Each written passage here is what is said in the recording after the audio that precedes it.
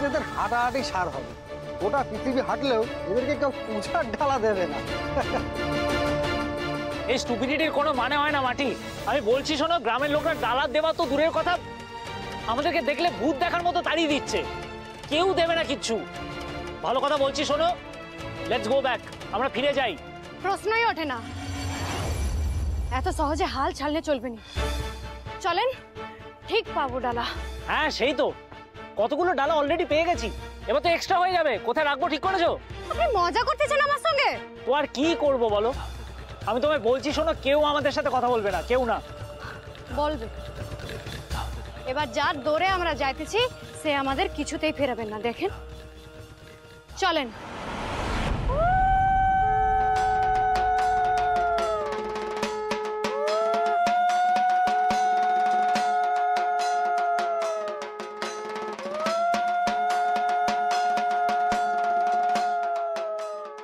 ঝুমা, এই ঝুমা আছিস? মাটি, মাটি তুই আসছিস? মাটি, কতদিন পর তোকে দেখলাম রে। মাটি, দাঁড়া, সাবধান, মইটা পড়ে যাবে রে। তোর কথা সব সময় মনে পড়ে, জানিস তো মাটি। সেদিন গ্রামের সবাই যেভাবে তোকে দূর দূর করে তাড়াই দিল, আমার না খুব ভয় লাগছিল জানিস। সেদিনের কথা মনে পড়লে তো আমার কেমন জানি।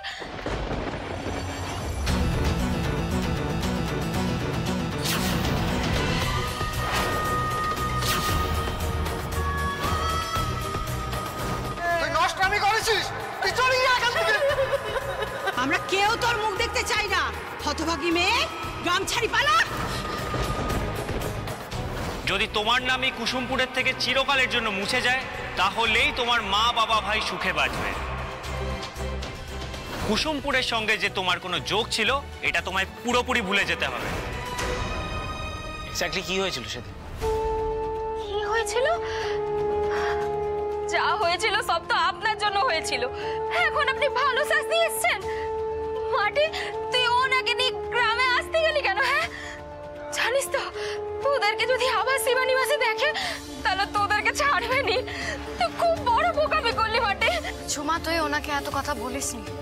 আর শিবানী মাসি আজ সকালে আমাদের ঘরে আসছিল, ওনার সঙ্গে আমাদের কথা হয়েছে। উনি নিজে বলছেন আমরা যদি এই মই ভর্তি করে ডালা নিয়ে গিয়ে বাবার থানে পূজা দিতে পারি তাহলে উনি আমাদের ক্ষমা করে দিবেন, আমাদের আর এক ঘরে করে রাখবেন। আরে ঝুমা,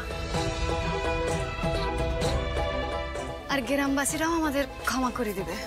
আমি বুঝতে পারছি না, বারবার এই ক্ষমা করা এই ব্যাপারটা কোথা থেকে আসছে? কি দোষ করেছো? এই কথাটা উঠছে কেন ক্ষমা করার? কেন বললাম না, সবকিছুর জন্য আপনি দোষী, আপনি দায়ী।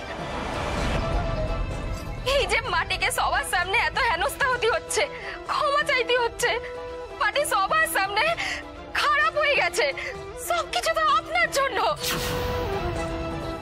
ঝুমা, ঝুমা, তুই এসব কথা বাদ দে না। আমাদের হাতে কিন্তু বেশি সময় নেই রে। তুই চট করে একটা ডালা আনি দে রে, আমাদের আবার বাড়ি বাড়ি ঘুরতে হবে। দাঁড়া, আমি এক্ষুনি আনতেছি।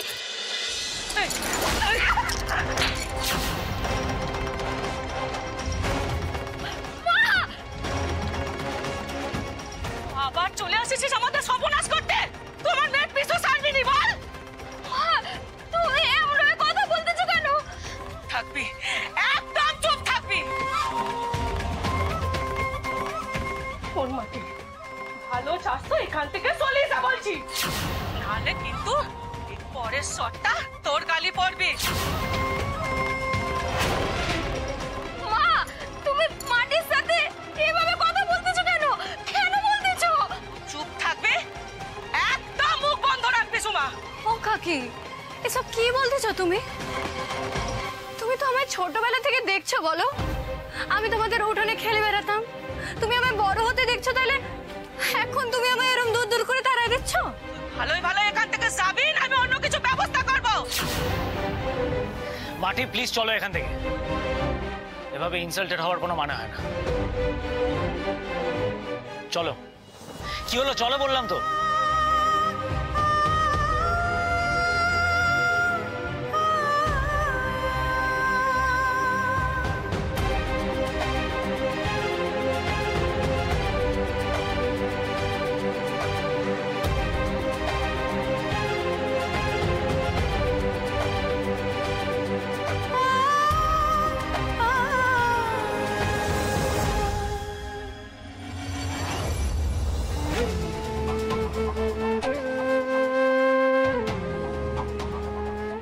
মনস্কামনা পূর্ণ করো বাবা, মনস্কামনা পূর্ণ করো।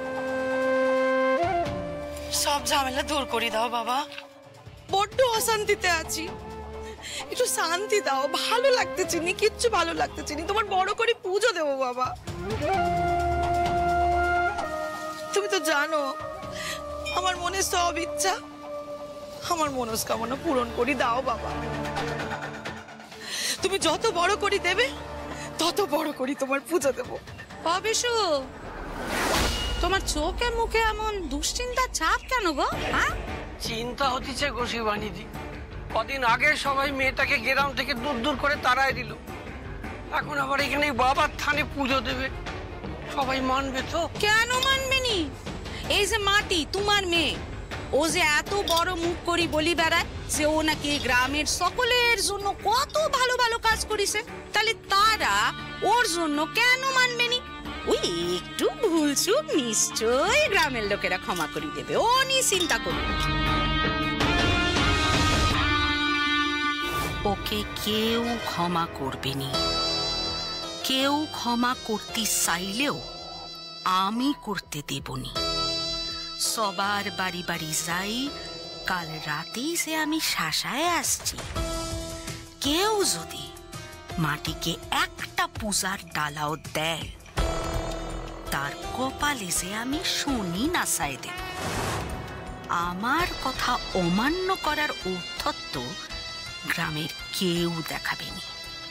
মাটি যখন খালি হাতে ফিরবে, তখন গোটা পরিবার শুদ্ধকে গ্রামের সীমানা পার করায় দিব। আমার নামও শিবানী।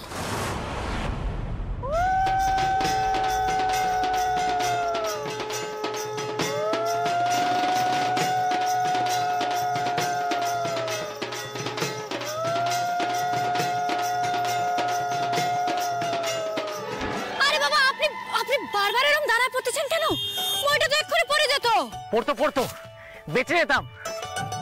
সেই কখন থেকে হেঁটে চলেছি। মাটি, আমি বলছি এসব করে কোনো লাভ নেই, ফিরে যাই, চলো, লেটস গো ব্যাক। নিজেও সাফার করছো, আমাকেও সাফার করাচ্ছ। বাবার থানে পূজা দেব বলে বাবার নাম করে বেড়াইছি, এখন খালি হাতে ফিরে যাব? কিছুতেই ফিরবো নি, চেষ্টা তো আমি করবই। আরে যে চেষ্টা করে কোনো লাভ হবে না, সেই চেষ্টা করা বৃথা আমার মতে। আপনি এরকম ভাবে ভাবতেছেন কেন মহারাজ বাবু?